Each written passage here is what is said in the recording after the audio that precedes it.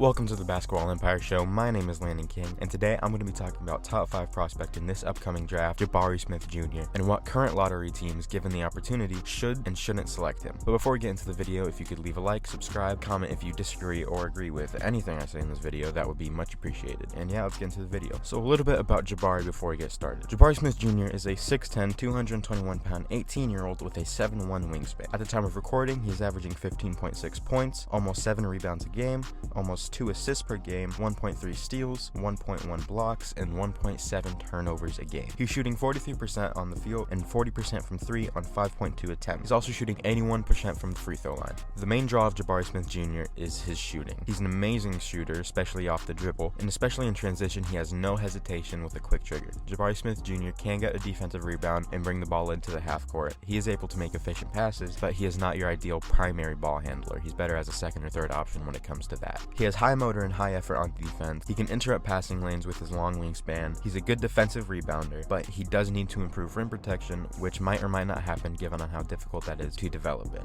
He does lack creativity while driving. He struggles posting up other players that might be bigger than him. He hasn't really displayed the post moves or footwork that would make him a good center in the NBA. He can also get tunnel vision at times. Starting off with a fairly obvious good team for Jabari Smith Jr. would be OKC. He would slide right into that starting 4 or potentially 5 spot because starting off with a fairly obvious good team for Jabari Smith Jr. would be OKC. He would slide right into that starting 4 or potentially 5 spot because there's really no competition on the roster. He could take the scoring pressure off of Shea a bit, and he can open the floor for Josh Giddey a lot more and allowing Giddey to do what he does best, which is pass and using his amazing IQ and pick and roll. That would be really fun to see.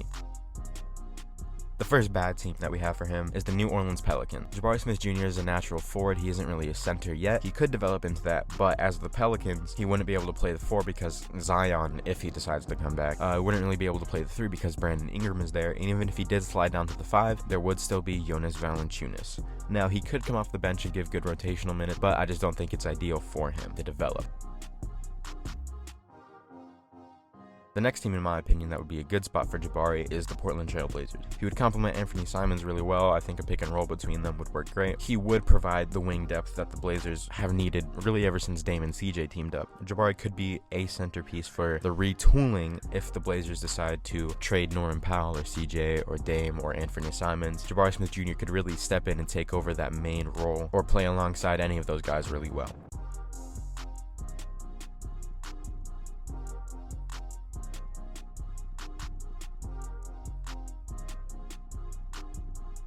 The last good team that I have for Jabari Smith Jr. is the Orlando Magic. There's tons of uncertainty going on with Jonathan Isaac, and it's looking like Mo Bamba is going to be traded, and that would bring in plenty of playing time for Jabari if Mo is traded, or if Jonathan Isaac doesn't come back, which, who knows, he might not even be a basketball player anymore. Jabari could be the go-to scorer alongside Cole Anthony and Franz Wagner. I think those 3 would work really well together. Cole Anthony has started to step up his playmaking. He's averaging, I think, just under or 6 assists per game, and Franz can play off the ball. He's willing to let other guys step into the spotlight, and he could complement Suggs' defense and passing really well. Now, I have 2 teams that are really undecided for me. I'm going to let you guys decide that or argue it out in the comments, and that is the Kings and the Pacers. I think Jabari would play really well with Tyrese or De'Aaron Fox or Davion Mitchell or whoever they decide to keep at this deadline. But if the Kings do trade for Sabonis or Tobias Harris, then the 4th spot would become more competitive. You would have either Sabonis or Tobias Harris, and even now you would have guys like Marvin Bagley, Harrison Barnes. I think Jabari would get the priority, but it would be more of a battle, which would probably be a good thing for him. The Pacers. If somehow the Pacers don't trade Miles Turner and Domantas Sabonis, then there really wouldn't be much room for Jabari to grow and blossom into the player that he could be. But if they do trade those guys, then Jabari could step into that role, score alongside Chris Duarte, and they would have a nice core for the future.